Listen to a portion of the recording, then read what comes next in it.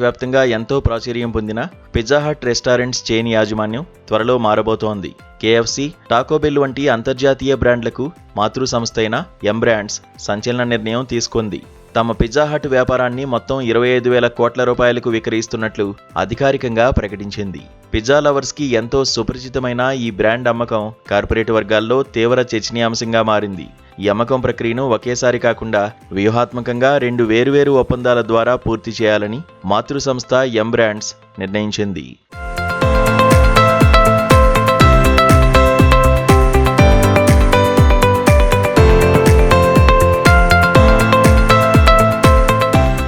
China మినహాయించి ప్రపంచవ్యాప్తంగా ఉన్న పిజ్జా హట్ వ్యాపారాన్ని ప్రముఖ ప్రైవేట్ ఈక్విటీ సంస్థ లాంగ్ రేంజ్ క్యాపిటల్ సొంతం చేసుకోనుందని వార్తలు వస్తున్నాయి.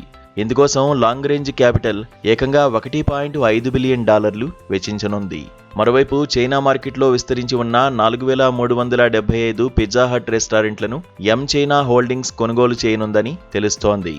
ఈ రెండవ ఒప్పందం విలువ $1.2 బిలియన్ నిర్ణయించారట. ఈ 2 డీల్స్ పూర్తయితే పిజ్జా హట్ యాజమాన్య హక్కులు పూర్తిగా చేతులు మారుతాయి. ప్రపంచవ్యాప్తంగా వేల సంఖ్యలో ఉన్న అవుట్లెట్ల నిర్వహణ, వ్యాపార విస్తరణ బాధ్యతలు ఇకపై ఈ కొత్త యాజమాన్యాల చేతుల్లోనే ఉంటాయి.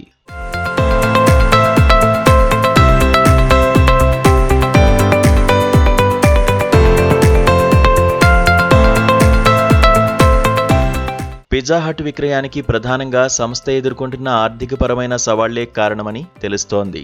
గత కొన్నేళ్లుగా ముఖ్యంగా అమెరికా లాంటి ప్రధాన మార్కెట్లలో పిజ్జా హట్ అమ్మకాలు తీవ్రంగా క్షీణించాయి. పెరుగుతున్న ద్రవ్యోల్బణం, ముడిసరుకుల ధరల భారం, వినియోగదారుల ఆహారపలవాట్లలో వస్తున్న వేగవంతమైన మార్పులు కంపెనీ లాభాలపై తీవ్ర ప్రభావం చూపాయి. అయితే ప్రపంచమంతా వ్యాపారం మందకొడిగా సాగుతున్నప్పటికీ చైనాలో మాత్రం పిజ్జా హట్ అద్భుతమైన వృద్ధిని నమోదు చేయడం విశేషం. అక్కడి స్థానిక ప్రజల అభిరుచులకు అనుగుణంగా మెనూలను మార్చడం, సరికొత్త స్టోర్ మోడళ్లను ప్రవేశపెట్టడం వంటి నిర్ణయాల వల్ల చైనాలో వ్యాపారం అత్యంత బలంగా కొనసాగుతోంది. గ్లోబల్ మార్కెట్లో ఉన్న ప్రతికూల పరిస్థితుల నడుమ వ్యాపార పునర్నిర్మాణంలో భాగంగానే ఎం బ్రాండ్స్ ఈ అమ్మకానికి ఉపక్రమించింది.